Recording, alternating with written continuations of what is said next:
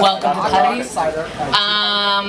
It's really, really hot, and that's exciting. Knock, knock. Who's there? Plain air. Nobody sent me any punchlines to my joke I asked for last time. I need writers. I can't do this all myself. I only have 24 hours in a day, and lately I spend like 5 of them watching Orange is the New Black. So if you feel that you are equipped to be a Putty comedy writer, you have no choice but to contact me. It's a really good time to get in on the ground floor. Changes are afoot. We're making modest but real progress, mostly funded by the sales of mood rings, oddly, which are available in the back. No, this is important. This is a really big announcement.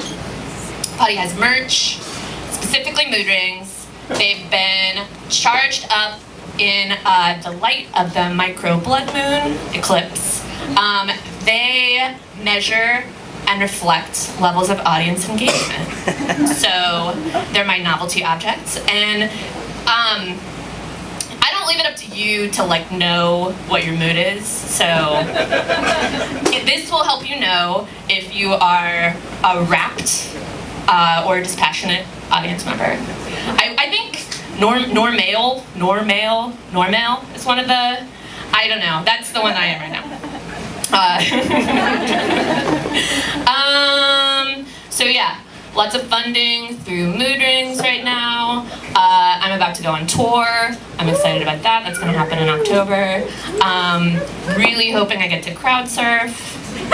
If you want to help move the bass amp, also get in touch. And buy one just for this. What else? So I've been doing some research into different styles of interview. This is an ongoing source of research for me. So I have been enjoying listening to the tapes from Studs Terkel's Working. So Working is a pretty well-known book, but recently audio from his interviews has become available. One of my favorite questions that he asks is, how would you describe your art practice to a very small child? And I think that is, or how would you describe your work to a very small child? And I would encourage most artists to figure out how to speak about their work to a very small child. It's a mystery to all of us. But I also wanted to say that I had a debate with my dad for a long time about whether or not Studs Terkel was black. And I'll go ahead and say I was wrong. But yeah, anyway. So my notes are really weird today. One of them just says, marbled painting is visual dump cake.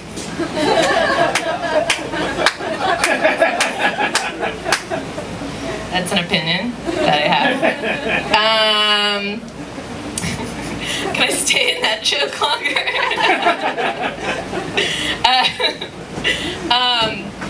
Anyone, art trends? We could talk about, I don't know. What's your favorite? What's your least favorite? What else? I've been applying for grants. That is maybe where one could apply some of that talking about your art like you're speaking to a child. I think that might be a recipe for success. All I know is that artists do be getting grants for their discussions of utopian experiments. That is a joke that got no likes on Twitter. You think that it don't be like that, but sometimes it really do be like that sometimes, though. I just think that it's weird because the stage for Putty has like quietly been built on Dymaxian principles for the last 2 seasons, and no one has given me any attention for that. Is this all weird and narrow enough? I'm gonna get into interviewing human artists who can hopefully teach me some things about how to talk like a normal person. And I'm going to begin with one of my favorite normal people. Okay. No pressure. This artist's work has been described as thoughtful, humorous, emotional, autobiographical, tender, and honest, all by himself. Please join me in welcoming Jedediah Johnson.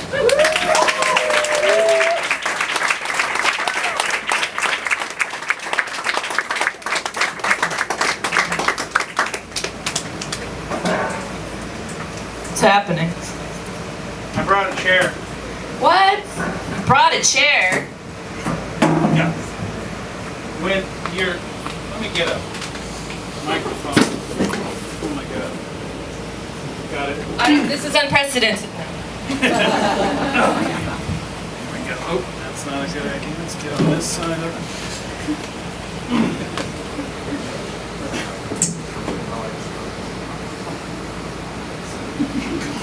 There we go.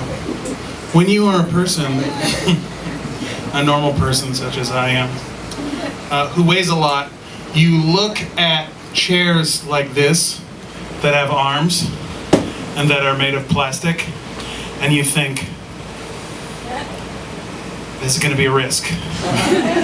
This is a chair that might break or that I might not fit in.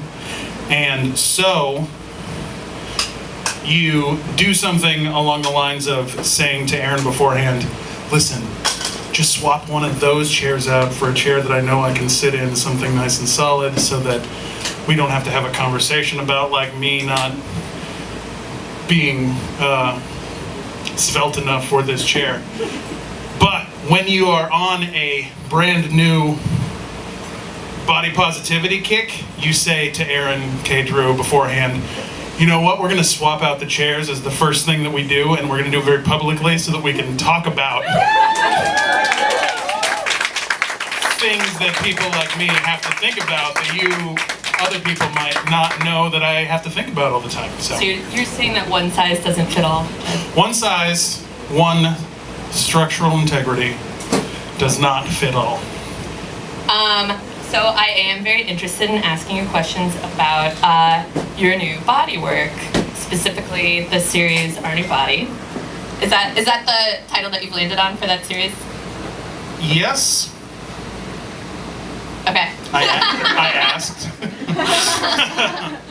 I had this thing where a few years ago I had a project where I put on lipstick and I kissed people and then I photographed them, and as a placeholder I called it the Makeout Project, and then the Huffington Post picked up on it, and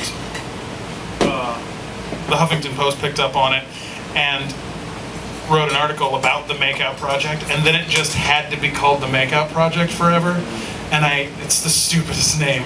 So as soon as I started making this and showing people it, I was like, come up with a name that's not stupid, like the naked people thing, so that you don't have to live with that for the rest of your life. So yes, Our New Body is what I'm calling it.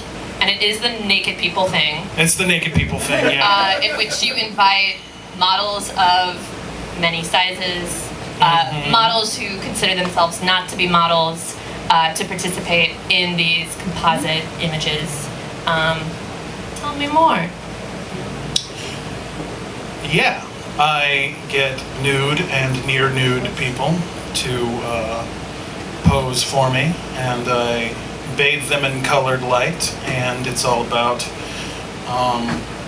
unifying bodily forms together to sort of indicate that we all have interchangeable parts, no matter how different our bodies are, but that also we are diverse in our parts, and that all of them are beautiful, and we should all enjoy ourselves and not worry about that, because it's a waste of time to worry about your body. There's other stuff to do. How have you been selecting models for this project? Okay, this is what I do. I ask people if they want to model, and if they say yes, I take pictures of them, and I ask if anybody wants to do it. And if they say, yeah, I'd like to do it, then I take pictures of them. There's not really much of a selection process. It's, if you want to do it, you can do it. I sometimes will put out calls and I will say, I want people to come to be photographed, and if you are worried that I don't mean you, I do. I literally want everybody.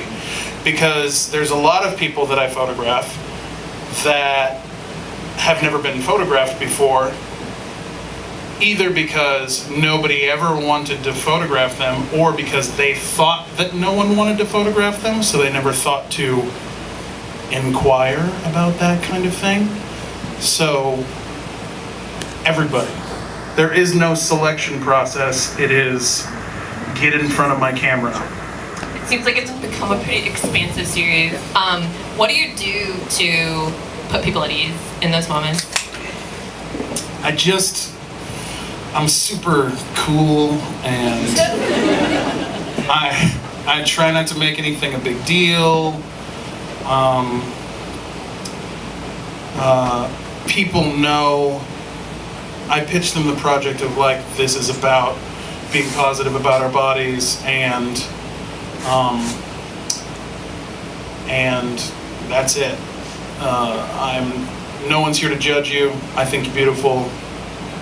Get in front of here. You do not have to be totally naked if that's not your thing. I tell people I would like them to be as nude as is comfortable for them. Some people choose to wear some things.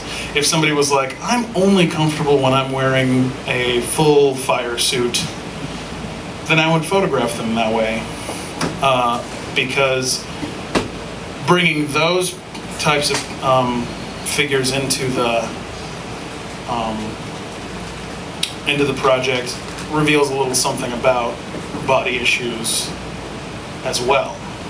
Whatever you need to wear in order to feel comfortable is part of your own personal body journey, so having that is great. How do you decide when a series like that is finished? And that question kind of goes for, you work serially really often. I do, yeah. Generally, I know that a series like that is finished when I wake up one morning and I'm like, I haven't done any of those in like a year. So, the passage of time. Yes, the passage of time. I can feel when those things start to end, when I realize that that every time I do a shoot, I'm not trying something new. When I get my process down to a point where I'm like, this is how I do this, I don't stay with it very much longer, because it's not fun anymore. And I'm all about fun, man. California, you know? You definitely used to spend a lot of time documenting other people's fun, specifically at the Let Go parties, which I was excited to revisit, or to see you revisit. Is anybody here a Let Go veteran? Go to Let Go? Why don't you act like it's Let Go and let me hear it? Let Go was the best party ever, everybody. If you didn't go, I'm sorry for you. It's a piece of Indianapolis history that I am so honored to have documented some of. What is it? Let Go was a dance party at the Lockerbie Pub, of all places. And it was the first Tuesday of every month, and it was A Squared Industries, Annie and Annie Skinner, Andy and Annie Skinner, Jesus H. And Action Jackson also DJs it, and then they had other guest DJs, and it was amazing. It was hot and sweaty, and you're just skating around on spilled drinks. Somebody might just have all their clothes ripped off because it's their birthday, bouncing around in Darth Vader underwear. It was just the best dance party, and it existed for 2 years, and I went to 10 of them, and it was just a moment in time that I cherish forever. It seems like you were the devoted documentarian of that particular moment. I was, and at the time, I didn't think of it that way. Here's a little insight into my psychology as a photographer. I used to go to parties and shows and things to photograph them because it made me feel like there was a reason for me to be there. It felt like I was serving a purpose at that show. When I was like, you know what, I'm gonna stop photographing shows and I'm gonna experience things, damn it, because it's 2015 or whatever, and like it's time to experience stuff and not just document it all the time. And I went to those shows and I'm like, why am I here? I think this Nobody is really needs me to. Nobody needs me to be here. I'm just here, standing here. I've had one beer. I'm leaving. I think the role of art as creating a task for yourself is something that multiple people can probably relate to. But specifically, I was going to say, you were showing past series of yours in the IMOCA takeover recently, which is where I got to see a lot of the different tones that your work takes, and deep looks at some of the series. Would you be willing to talk about the My Father's Murder series? I would love to talk about My Father's Murder. Okay. Could we start with its rather ambiguous title? Yes. It is called... This is a serious cat, come on.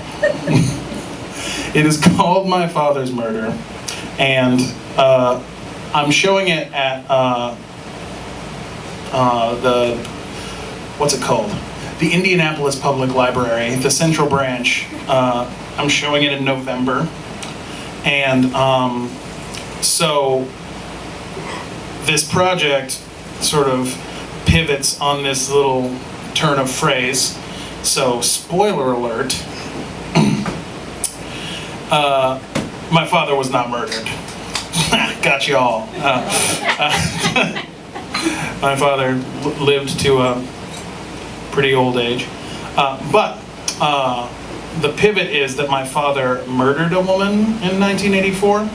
And so my father's murder was one that he committed.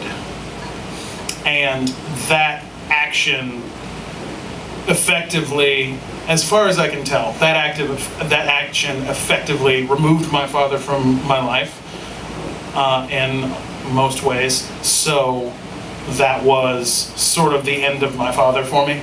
So it kind of was like a murder of him to me, but also a murder that he committed. So that's how the title pivots. And I came up with that title purposefully so that as one enters an exhibition of this work, you go in thinking that this man was murdered, and then through the course of seeing the work, you come to realize that no, he was not murdered, he committed this murder, and it pivots that feeling of sympathy for him into a moment of blaming him for this thing. And I hope that some of that sympathy sticks when the blame comes in as well. Could you talk about what some of the individual images in that series look like? Sure. So the individual images are, this is great. I love the fact that this is, let's talk about what we're doing right now, all of us in this room. I love the fact that this is a thing where we're interviewing a visual artist and it's like, you don't get to see any of it. I'm just gonna tell you, okay, so imagine a white piece of paper with a little bullet hole in it with a fun little colorful, oh shit, you're putting it up there. Imagine you're explaining it to a child. Okay, so these paper with bullet holes in them with sort of this powdered pigment exploded all over them. That's one thing. I have some photographs of magazines that have been shot with a gun. So there's bullet holes in the face of models in magazines. I have Pepsi cans that have been painted to look like Budweiser cans that have been shot and exploded. I don't want to break your heart or anything like that, but yes, I do. When I was 5 years old, and my mother explained to me in the parking lot behind her office that my father had shot his girlfriend and that she was in the ground and that he was going to go to jail.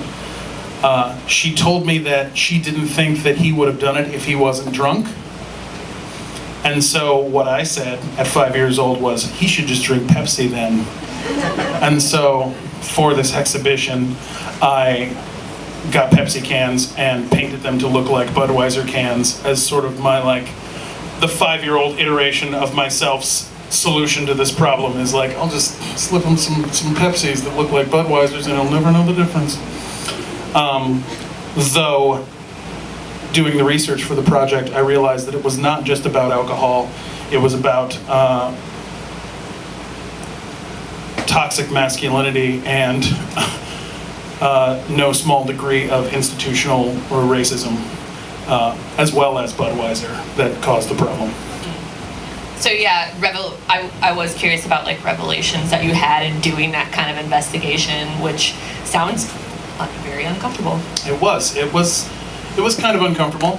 I had never, the cool thing about that project was I got to do a thing where we all have this moment, right, where we come to a realization that there was something that we decided was true when we were 5 years old that we never thought to question. And then when we're 23, we're like, oh, that isn't true. That is just something I've thought since I was 5. And everything about my father's murder, I sort of built when I was 5, 6, 7, 8 years old and had never really thought hard about, never thought to question. And so when I decided, when I was 36 or whatever, to research it, I changed a lot of my thoughts. Like, I thought, oh, he did it because he was drunk. But then I found out that there was another time earlier where I looked at his police record at the records room in the basement of the city county building. And there was a time where he was arrested because he pulled a shotgun on a gas station attendant because he thought the gas station attendant overcharged him. Yeah, whoa is right. And it's like, oh, this was coming. This was not like, oop, I got drunk and like got a little mad and got a little hot under the collar. Like this was a thing that was on its way. And I also learned that the woman that he shot was 20, and the fact that we are animals and that we have these emotions and that sometimes it is very hard to control those emotions. It's foolish to think that you can always control those emotions. So as soon as you make the statement like, oh, I would never do anything like that, that is when you will be surprised, and then you're fucked. So this work is going to be on display at IMCPL? Yes. At the Central Library. Whoa, that was a fast acronym. That was an FA.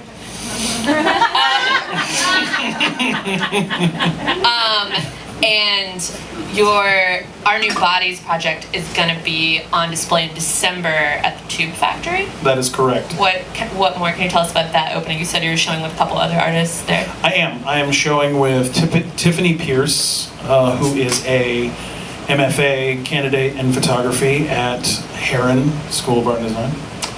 And I am showing with Amanda Taves of Chicago, Illinois, who is, she graduated from SAIC as an undergrad. I was actually her TA in black and white photography, and we maintained a friendship. And she's been one to show with me, I've been one to show with her, and I had this new body work, and I thought, okay, cool, I will do a show of that. And I also have this, I don't want to say this like check out how fucking cool I am, but Good. Check out how cool I am. I have one of my professors in undergrad is a feminist artist in video, and one of the things that she always is talking about is gallery, the gallery ratio for genders, and how most galleries mostly show men, show very few women. And I had this thought as that was happening. I was like, oh, I wish that I could somehow tip that in the other direction. And so I thought, anytime I have an opportunity, I'm going to try to make sure that I move that balance in the right direction. So I was like, I'm going to do a group show, and it's going to be me and 2 women. So a net gain for the ladies for this group show. Nice work. Thank you. Are you still looking for models for this project, or for Our New Body? I am looking for models for Our New Body. I mean, like, not actively. I don't know what I'm going to shoot next, but literally, I want your body. Anybody. I want anybody. And I especially want your body if you're like, he doesn't want my body. I want your dad's body. Whoa. I want your mom's body, because I do not have so far it's a very narrow range of ages. It's mostly women. There's some men in there. There's a few people of color, but not enough people of color. There's very few bodies that are different because of like injury or illness. And like anybody, I want all bodies. So. Well, I hope that this can work as a recruiting tool this evening. Cool. Yeah. Jed, I think you're fascinating. Thank you for talking to me. Oh, thank you. Yeah, thank you. Thank you. Are we going to talk about how we met? Oh. You don't remember how we met? No. Let me tell you why. So I became aware of you, and I feel like I met you real casually, like, oh, Erin, this is Jed. Hi. And then like didn't connect. And by the way, when we had our meeting before this to discuss this, I didn't tell her this. So she's learning this for the first time right now too. And we did not have our connection very strong. And then I was in Chicago, I was living in Chicago, and I was walking through my neighborhood, and you were standing outside of some random pop-up show in Chicago, and I was like, oh, hey, Erin, you're standing in my neighborhood, and you were like, I'm sorry, who are you? And I was like, oh, I'm Jed. I don't know if we've actually met, And then I walked away, and then we didn't really become the great friends that we are now until we worked at the Art Center together, so. Well, I look forward to seeing you in the halls, passing and doing some sort of at our lockers. Casual nod. Thank you. Thank you. Thanks, everybody.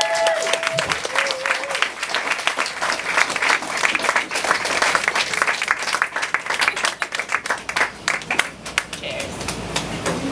All right. Well. Cheers, everybody. Bring your own chair on Putty.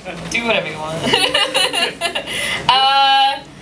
The next artist that is going to speak with me is a former altar server, scout, and 4-H grand champion in gift trapping, who is hot off the trail of the world's longest yard sale. If you could please join me in welcoming Caleb Cole.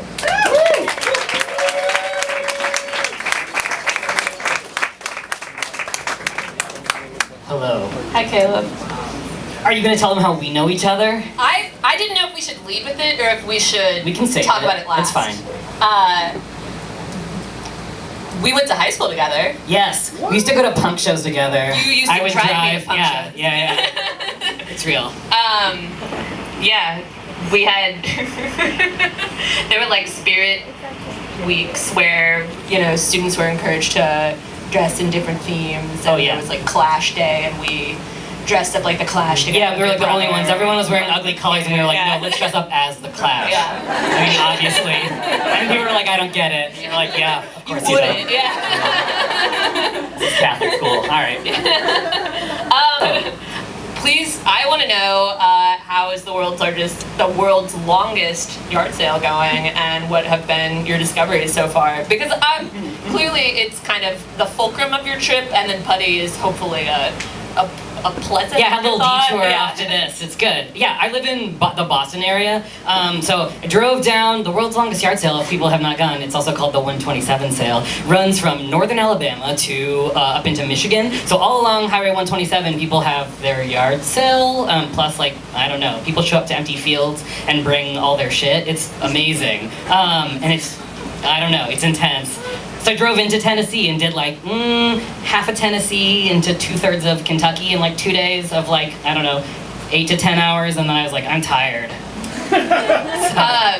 Shop hard. I don't know. It seems like, well, the acquisitions that you made are probably bound to be an important part of your practice. Yeah, I'm always looking for photos, pieces of, like, I open every book and look for like weird little scraps of paper, and like I love all the little like items that I don't know, that people have and then don't have anymore, that say something about, I don't know, who they wanted to be, who they thought they were, I don't know, their hopes, desires, fears. All of that is in these little scraps of paper that I'm like obsessed with, like collecting. But also people's weird objects and the stuff that they do with those weird objects. You're like, why is this the way this is? Who made this? Why? What do you look for in particular when you, like, are there collections that you maintain, and are there specific collections for your practice? Like so many, it's stupid. If you heard the list, I have like a list of the types of photos I collect, and I should have brought the list. It's like really amazing, because you're like, I don't know, this is weird. Like, you know, looks queer. That's one of them. Or like, you know, like just whatever, things like that, where you're like, dudes touching dudes, got those. Or like, you know, other weird stuff where you're like, what happened in the developer? Like that, you know, or like things like that. I collect all sorts of stuff. Or just like, again, scraps of paper, your weird little notes. When you cut out, I don't know, stuff from the newspaper, just all that. We talked about, well, okay. You've also been collecting dolls and figures that you transform and have been doing for some time. So you know how like when people tell you look like a celebrity? I mean, I don't know if that happens to you, but sometimes they're like, oh, you look like that actor, you know, in that one movie, and then they spend forever thinking about it. Well, for me, they used to be. When I had more hair, also, I used to have some hair, and it came into like a little point. But people would say, oh, you look like Tintin, Cupid dolls, Lucky the Leprechaun. I also used to have sideburns and not a beard. Caillou.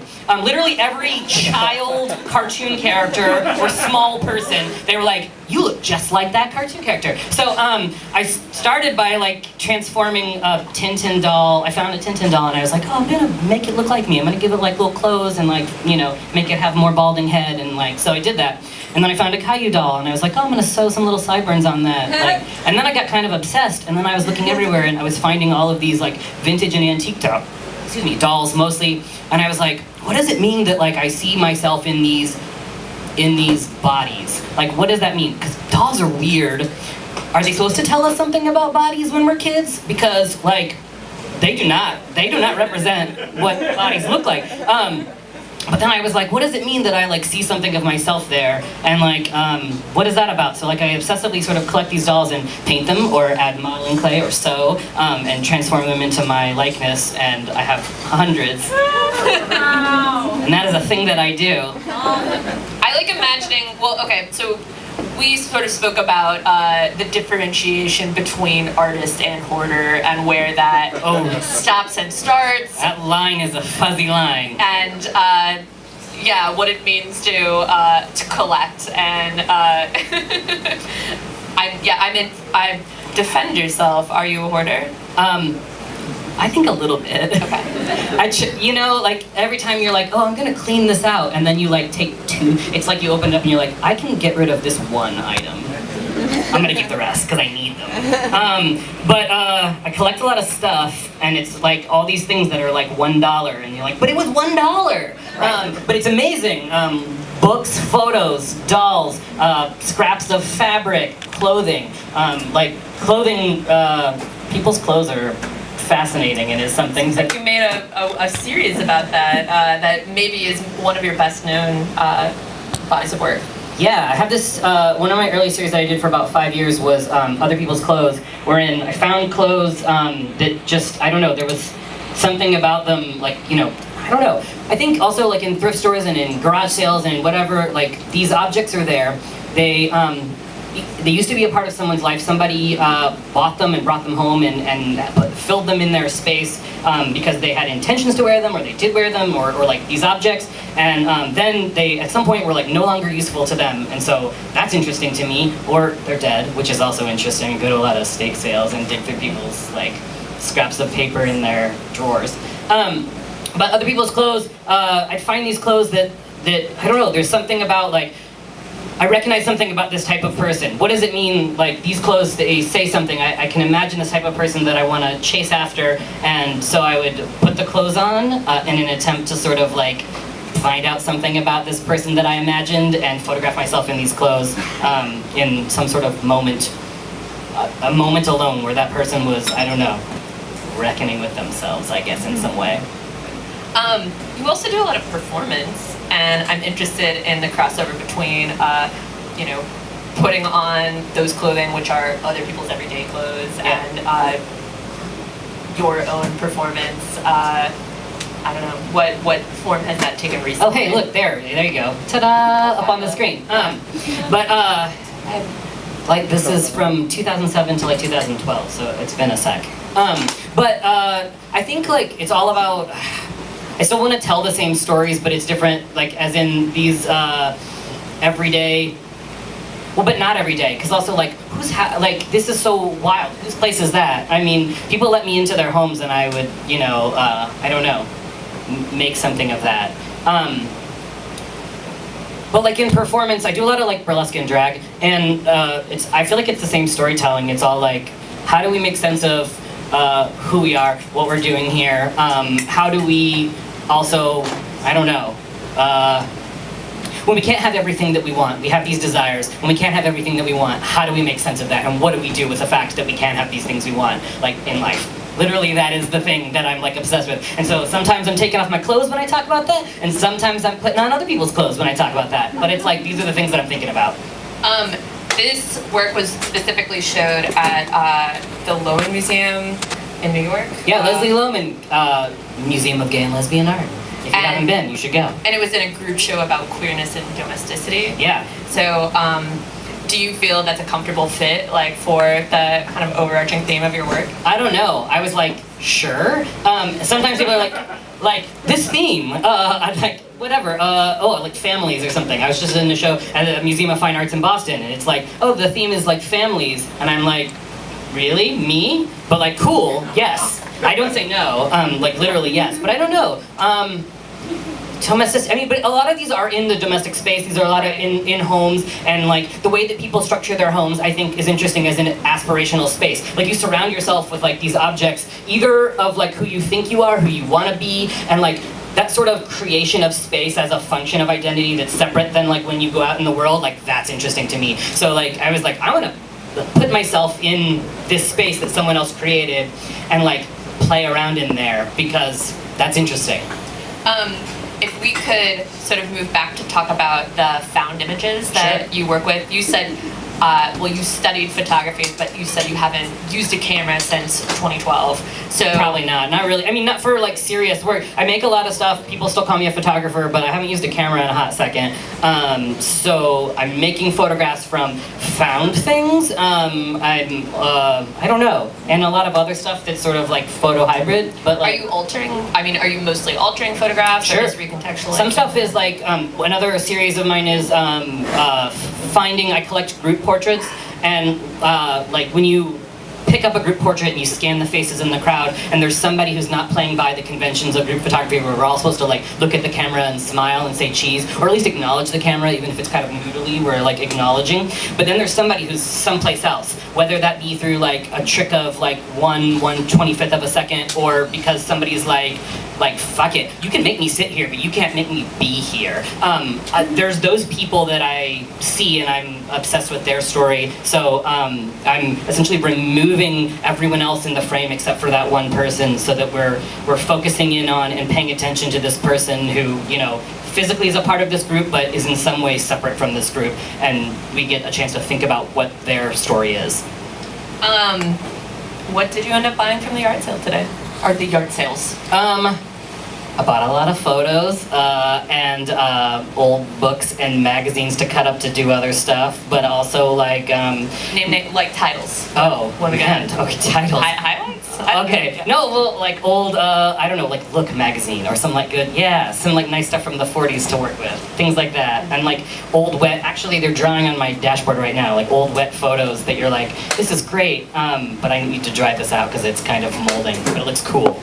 And my nephew just discovered Michael Jackson. Oh, it's so sad, because he's so excited, but you know, it's sad, but he's very excited, and I found some Michael Jackson buttons that I got from my nephew, who's like, thinks I'm the coolest uncle ever. What's your studio like? Tubs of boxes. Okay, so there's like two big shelves. One, which if you wheel out, you're like, you have so much vintage gay porn. That is what I have. And like one whole shelf that I'm using for things, for art things. And then the other side is like scraps of fabric, tubs of dolls, Yeah, I like to imagine where the dolls are when they're not being like displayed. carefully wrapped up in like in tubs and in organized. So There's you're like the tidiest type of corner. No. No, for those yes, but everything else is like a mess. But you know, like just so many like old books and weird stuff and like dollhouse furniture and like I don't know. I have a lot of stuff. It'd be fun if you like stuff. I don't know. I have like conflicted feelings about. We talked about this too about like you know, you're like, how can I work with the least amount of stuff and still have an art practice? And I'm like, I have so much stuff, but also this is stuff that other people don't really want. For the most part, this is like stuff I don't know.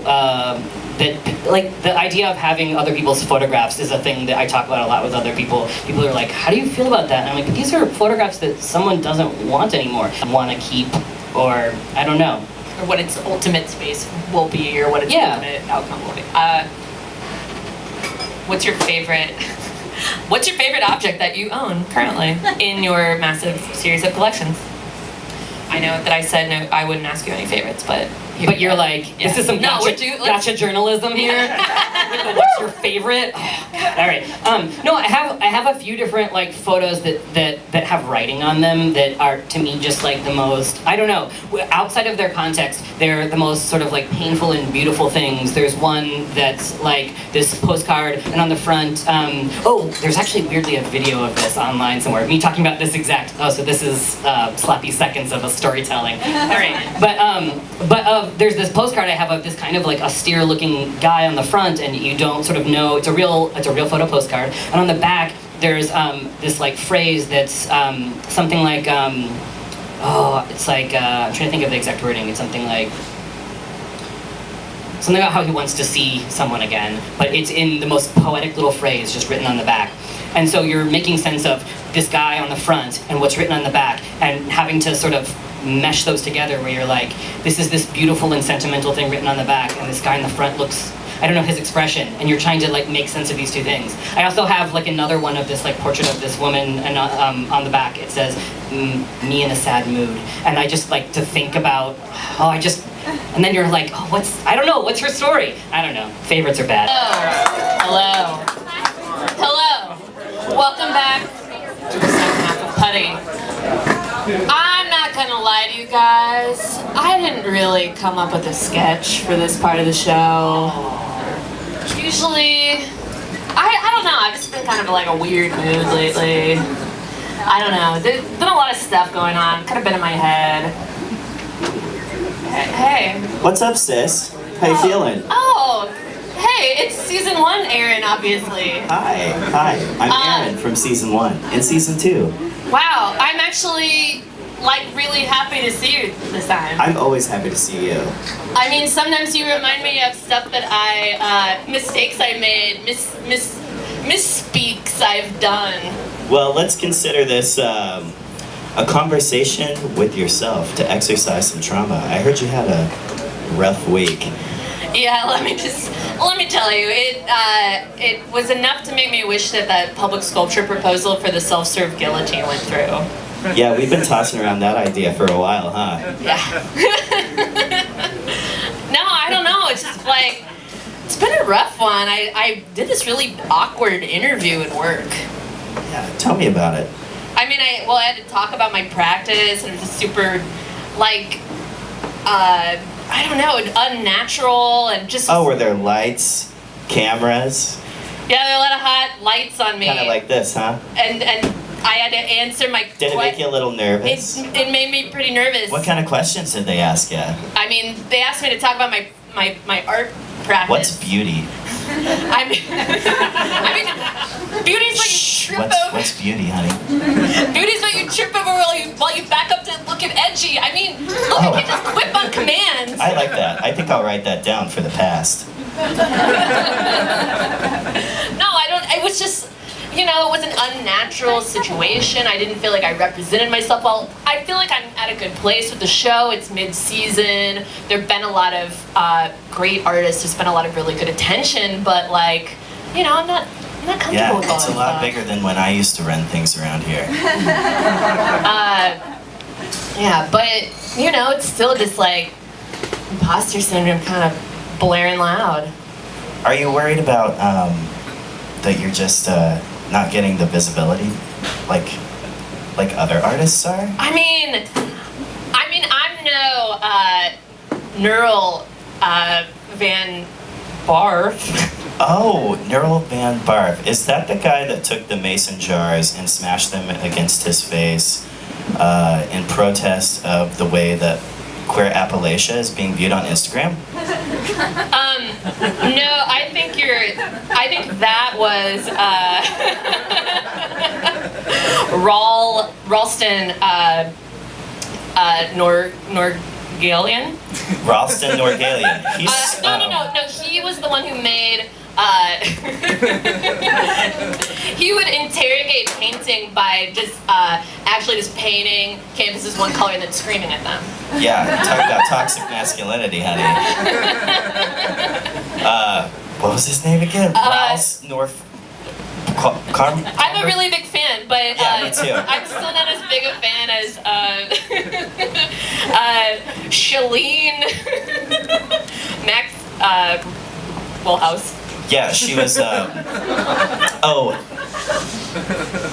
She was the one that was like excavating shit from like Applebee's and like closed down O'Charlie's. Just like a really intelligent comment on American consumer culture. Yeah, who does that remind you of? Oh, probably Roku. Pearlston. Roku Pearlston. Yeah. Isn't she the one that wants to drink the red liquid out of the black sarcophagus? I don't know, all these artists are a lot more established than me, but they've really like found their voices, and Yeah. some of their voices are really pretentious, but I think I'm finding my footing. I wouldn't fret, I mean, I think if a very wealthy donor walked in through the door tonight, they would take one look at you and they would just be like, this is the Midwestern artist. This beautiful little corn husk doll in an intelligent turtleneck sweater. Just a little peasant doing what we do. I mean, I don't know if I would describe it that way, but I am the real deal. You are the realest deal, honey. Well, thanks for the pep talk, season 1, Erin. I This hope really you feel better. It helped a lot. Sometimes it's good to look to the past for the future. Can I look to you more? I'm always inside you, honey. Just call on me when you need me. Okay. Okay, bye. All right, bye. Come to Lopone after Putty.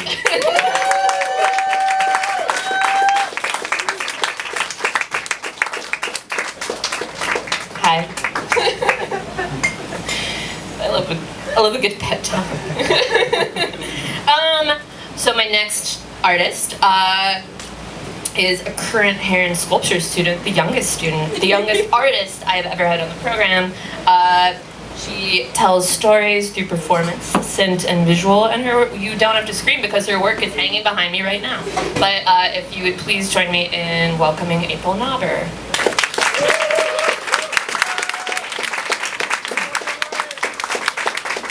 I know her! Fan. Hi, April. Hello, Erin. How are you? I'm well. How are you? I didn't mean to start that way. It's fine.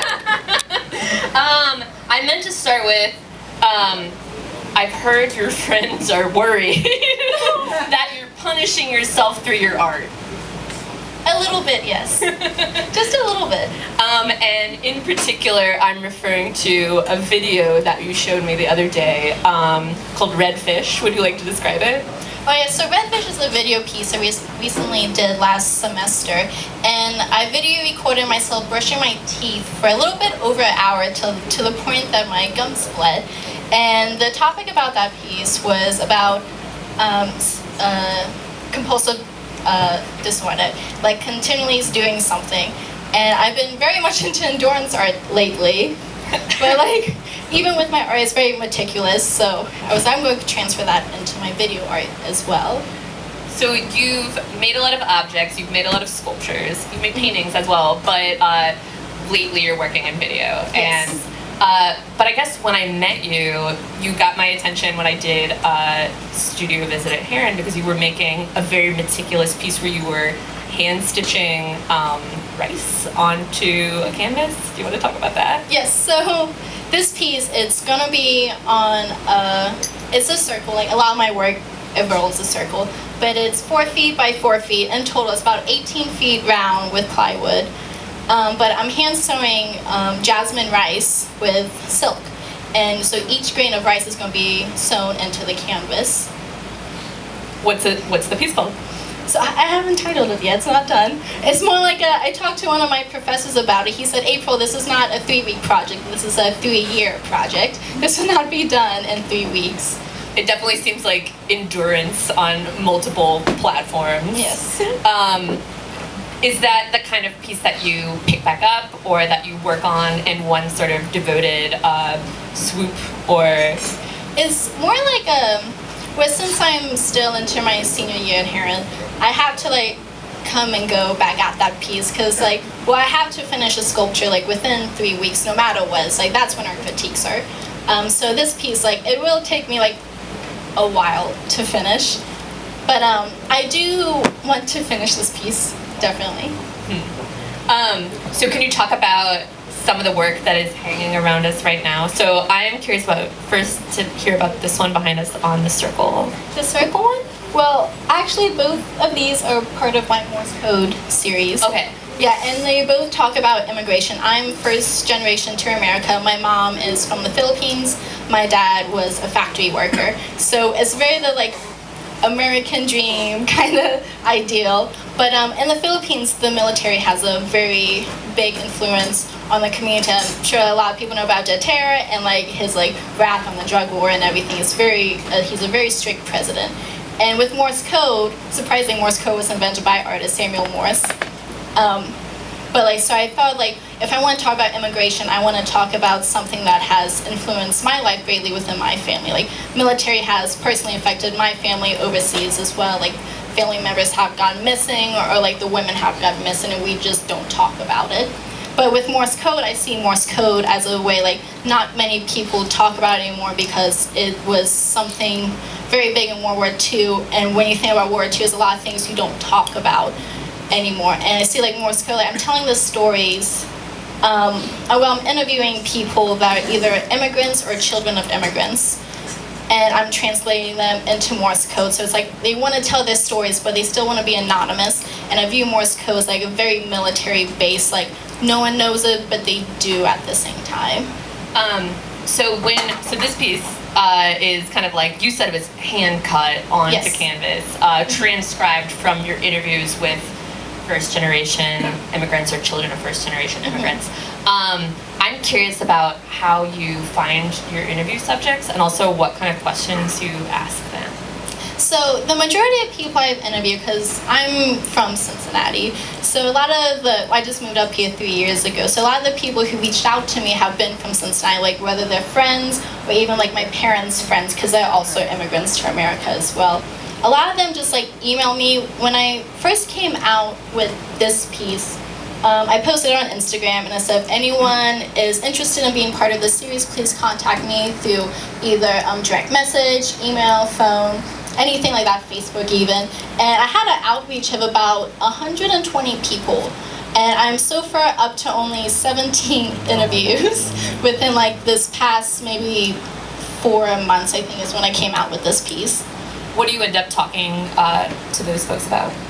So what I do is just like they either invite me to the home or we sit down, we have dinner, and I just go on my phone, I record the whole interview, and we just talk, just like casually talk. Like we talk about our family, our friends, life back home, and just anything like that.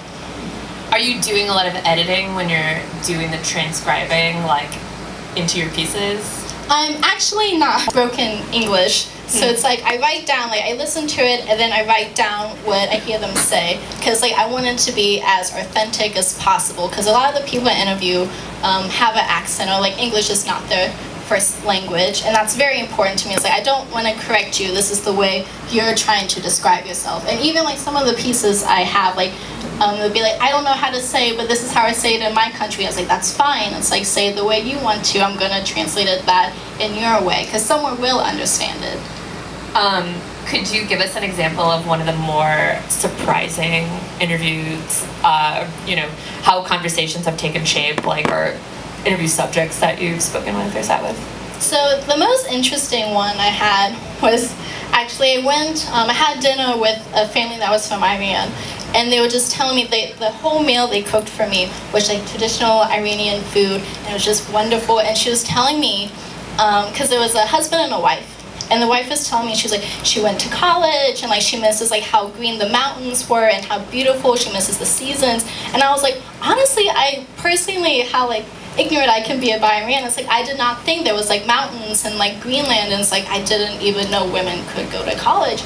And she was like, no, this is something that's like we can do over there. I thought it was a desert. She was like, no. But she was like talking about how much she misses home. And I feel like that was the main topic I noticed with a lot of immigrants to America. It's like that sense of like you come here for opportunity for your future generations, because sometimes like other countries are very war torn. It's like you can't have that opportunity. A lot of the people at the age of 18, they have to join the military, and sometimes they don't come back whether they want to or not. And she said that's one of the main reasons she came here was to like she wants a better future for her future generations. I'm interested to know what you think the similarities are in the work that, so the transcription and kind of Morse code pieces that you've made, and the obsessively stitching rice pieces, and the, endurance brushing of teeth vid. What do you think the common thread through some of that work is? Like, what are your fascinations there? I feel like the main thing I would say that ties them both together, as silly as it sounds, as me, in a way. It's like maybe they're not entirely connected through like the stories of immigrants or the children of immigrants, but it's like at the same time it's like, well, I am a child of an immigrant, so technically all the artwork I will make will still be the artwork of a child of an immigrant. Right, and it's complicated. It's very complicated. From, yeah. It's not tidy, and it's not, there's not one sort of, theme that runs through it or some category that it falls into, but it's all your work. So, I was kind of interested in what led you to sculpture in particular, because it seems like you'd like have found a pretty clear voice like through sculpture, and like where that started, where you were like, I'm an artist, but I'm not really like a drafts person. I don't draw. Like you said that you were not much of a drawer, but like where did sculpture kind of enter the fray? Well, I feel like a lot of it has to do with my parents. My dad was a printmaker growing up. He was a factory worker, but he was kind of like a printmaker on the side. That's what he wanted to be, but that never panned out in the end. And then my mom's actually a chef. So So it's like, before I went to art school, it was either I was gonna go to culinary school or art school. And I was like, well, my dad's a printmaker, so it's very two-dimensional in a way. And then my mom's culinary, so it's like, it's very like three-dimensional in a way. And I was like, how can I incorporate that? And at Heron, we took like the majority of our freshman classes was like 2D, and I was like, I don't like this. It's like, I don't want to do this. And then I finally took a 3D class and a sculpture class, and it was almost like a sense of, this is where I'm supposed to be. This just makes sense. It's like, I like the texture of wood. I like knowing joinery. It's like, I like the raw material of steel. It's like, and I feel like with sculpture, you can experiment a lot more, because it's not just three-dimensional things. Like, for example, like Namjoon Pike. Like, he does a lot of video art, but he incorporates that into his sculptures, like the giant robots with the video on them. It's like, that's what I'm mainly interested in. How can I combine 2D art with 3D art, in a sense? I feel like it definitely is a process of circling around the same kind of topics again and again, and then just like trying to address them from different directions, and then, you know, them looking a lot of different ways and a lot of different times. But and then the commonality being that it's from you. Yeah. What are you working on right now? Right now I have a commission going on for Irvington Library, me and another artist, Michaela, she's here. But we're doing a 80-foot mosaic for Irvington Library in their plaza. But thank you. Thank you. But so that's what I'm currently working on. And as I go into the senior, like my last year of Heron, I'm focusing more on my senior thesis. And I want to explore more with video art. Like, I just came back from about a 2-month trip to Europe, and like the whole time I was there, I was like, I just want to like build stuff. I just want to make video art, and I had a lot of inspiration from that. So I feel like the next few pieces I make will have a great influence with video art. It's kind of like, It travels really well. yeah, it's really easy to do. Yeah. So did you make video when you were in Europe? I did, but I didn't continue this piece. So I got a lemon into Amsterdam, like a lemon from the States, and I was going to record this lemon the whole time I was in Europe and watch the decay of this lemon over time. And if I could get it back into the States, I was going to make it into lemonade. But that didn't pan out. So hopefully the next time I go to Europe, I can take my lemon and actually do this piece. Do you think there were any seeds for like future projects that you kind of absorbed while you were traveling and being kind of like out of a conventional studio situation, or what? Yeah, anything you learned while you were doing that kind of traveling that you can like bring back to a studio environment? The main thing I notice is I do need to sketch more, because like that's all I could do like when I was over there, and I was doing just like these sketches of these buildings. I was like, wow, I can't draw. I am not a good draftsman like at all, and I feel like that should be very important to me, just at least like have the foundations down. And in a sense, like drawing is it's like something you can carry around wherever you go. So I feel like no matter what, like I say, like I don't like 2D art, I don't just want to do these sketches. Because you do have a background as a painter a bit. Yeah, I do paint, which Yeah. is weird because I like to paint, but I don't like to draw, and that doesn't make any sense, but sometimes it does. But Yeah. Okay. So yes. I don't feel like we really got into like addressing like the piece that's actually just hanging behind you right now. Can you talk about how you kind of transcribed that interview visually? And also, did you say when you've exhibited this work in the past, there's like an audio component to it? With this piece, there's Morse code that goes with this piece. Like, there's a sound component to it. But this piece the title of this piece is Import 2, because I have an Import 1. But so this is Import 2, and what it says, like on both sides of the strings, is that one side talks about like how you feel, like the burning sensation of starvation, and on the other side it talks about like how like starvation will fuel your future. It's like, well, you know what it's like to be hungry, so you don't want to do that again, pretty much. And I picked the circle because the circle is like one of the strongest components. Like rather than a triangle, like like in geometry, it's one of the strongest circles, and I see circles as like the foundation of any culture, because culture is like the foundation of any society. I didn't prep you for this question, but what would be the ideal place to show this work? Like either one of these? Yeah. Ideally, I would like a gallery space, but even like a open air gallery space, because I feel like I would really love my artwork to be more for the public. And I feel like a lot of minorities, like the majority of us, like we don't go to art galleries a lot. The majority of people who go to art galleries is more like the elitist, so they don't almost feel welcome. Right, especially when you're involving the words and stories of so many people kind of intergenerationally. Like, what then is like the best type of exhibit space for that? Like, what's the public for that? I don't know.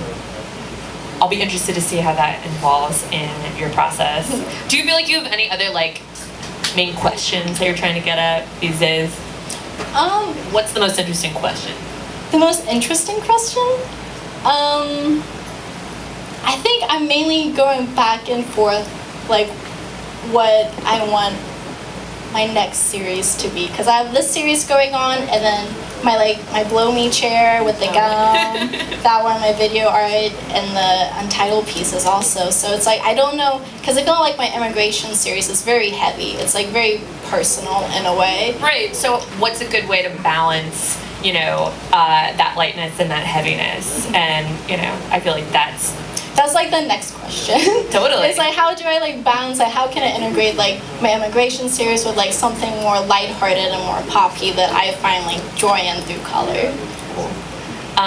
Well, I really look forward to seeing what you do. Thank you. Yeah, thank you for talking to me, April. Thank you, Erin. Okay.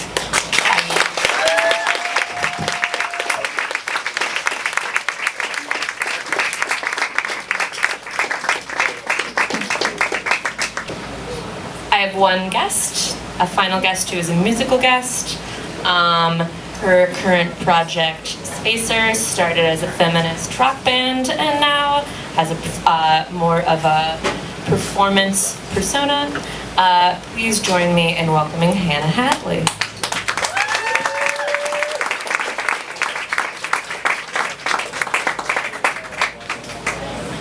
Hi, Hannah. Hi. Would you like to introduce us to your little buddy there? Who the hell is that? This is Gus. It's my guaranteed unconditional support. I always wondered what Gus stood for. It also creeps people out when I'm just like, hi. I like the different variations on fidget spinners that have made their way onto Putty so far. I have this, and then I found this rock a couple days ago, and I was like, this is a good rock. Wow, this is good. One of my favorite questions is like, what do people put in breast pockets? So this is, you're leading with that, which is thrilling to me. Yeah, like, you just like, this is a good rock. This is a good rock. You just like hold it, and you're like, yeah. Cool. Well, welcome to Putty. So, rumor has it that this might be the final performance for Spacer. No, I just said that to get my friends to come. I like that. It worked on one. Yeah, I like that sense of urgency with each performance, that it, is so shambolic that could possibly collapse or something. I think that Spacer has had like 2 or 3 like last performances, so I think at this point people should know that it's a farce. and yet you said this is sort of an evolutionary point for Spacer, because previous incarnations of the band have been more of a band, and with multiple members in a group, and I'm interested to know what changed and how like your pursuits with this project have changed. Yeah, so I started Spacer with one of my good friends, Olivia Graham, and it was like one of those things where I didn't really even know her that well, and she just approached me and she was like, I just started playing bass, do you want to play music? And I was like, yeah. So she came over, and then we wrote the first Spacer song. What was it? It was called Object. Appropriate. Yeah. And I wrote music with her for a while, and then we added a drummer, who's like my ex-partner, and then Olivia moved away, and I moved to Indianapolis, and then Olivia now lives in Indianapolis, but I was living like 30 minutes away from her, so I was in this mode where I was like, I need to make music, but I don't have people to do it with. So it's more born out of an immediate need, like something that you can just take care of by yourself. Yeah, taking care of business, for sure. I learned how to play drums, too, so I was just like, I don't need anybody. Like, And yet, your instrumentation for this evening is limited to one phone, right? yes. That's awesome. Yeah, so all the backing tracks, I play all the instruments on now, yeah. So, So Hannah, you also have a background in art, specifically sculpture, right? mm-hmm. How would you say your sort of studio training dribbled over into your music practice, or how do they inform each other? What are some of the similarities between those worlds for you? Yeah, it's kind of been a process. I mean, I've always been like an artist, like I was just that weird When did you decide you were an artist? middle child who was like, I want to paint. So since childhood, you absorbed that identity. You were like, I'm an artist. Yeah, I tried to push it off at certain points in my life. I was like, I'm gonna be a nurse because I love blood. That's an artist. So when I went to college, I was like, oh, I'm gonna study art history because books. I made it 2 years, and then I was like, I'm joining the BFA program. So I actually started pretty heavily in ceramics. And then because my grandma is a ceramicist, so she trained me. And one semester, my ceramics class got canceled. And I was like, well, darn, what do I do? And I saw there was a textile class, and I took a textile class. And then the next semester, I was a textile BFA. So sometimes life just happens like that. And I've just kind of found myself in textiles because it's actually a very loose medium. And so lately, how it's kind of transitioned into music is my interest in costuming and making a visual experience in music, which obviously is a thing in the larger music world, but in the DIY world, everyone, I feel like people's opinions are I'm gonna wear all black. So you're bringing some aesthetics. Yeah. So you can make your own outfit and then wear it, and that'll be part of your performance. So you're bringing a sculptural component to your music reality. But you also said you're lightly influenced by karaoke. Awkward karaoke style vocals, and I wonder if you could talk about the cultural significance of that, particularly coming from Bloomington. Oh yeah. Where karaoke is a massive part of the culture. Well, when I started doing these solo performances, I was kind of struggling. How do I describe this to people? So I kind of landed on oh yeah, I'm just singing karaoke style to my own music. What does it mean to sing karaoke style? So you just have a microphone and a backing track, and you're just doing the thing. And so, yeah, I come from a culture of friends who love karaoke, and we love just going and singing our favorite songs. And so kind of envisioning my performance as a musician as I'm singing my favorite songs, What is your favorite karaoke standard? Gloria?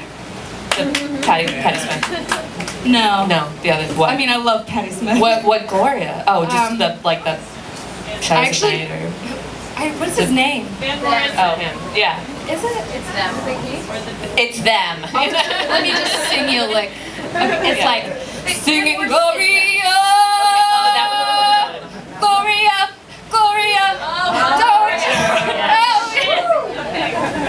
I think they got your alias that you've been living under.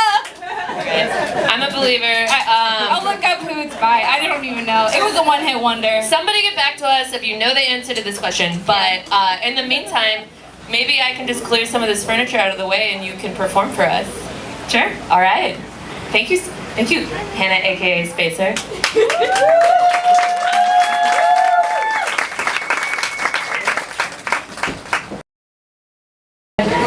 5 years ago, and it's called and Demora, about these space people who are androgynous, sexless beings, neutered for space travel, that come to Earth and are sort of a fixture of like a kink desire in humans. So they're called spacers, and that's why I'm called Spacer.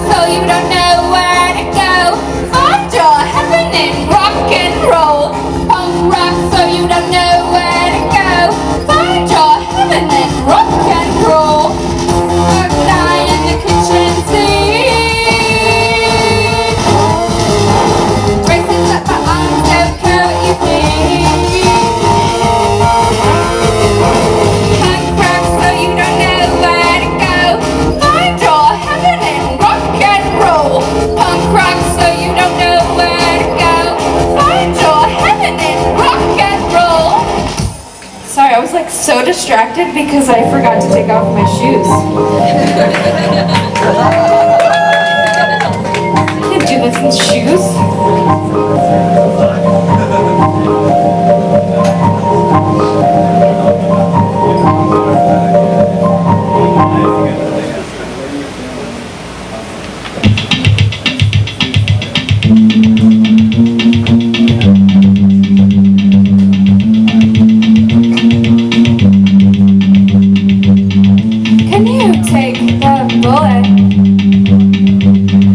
Can you take the pain?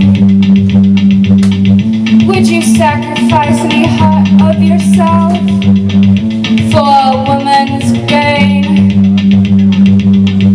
Can you take the bullet? Can you take the pain? Would you sacrifice your privilege for a woman's gain? Or would you put it on a pedestal, safe from all of the reach? Would you put her on a pedestal and forget to hear her preach? Can you take the bullet? Can you hear our pain? Would you fight for us if it's not for your gain? Would you put her on a pedestal, safe from all of their reach? Would you put her on a pedestal and forget to hear her preach? Preach? Can you take the bullet? Can you hear our pain? Would you fight for us if it's not for your gain?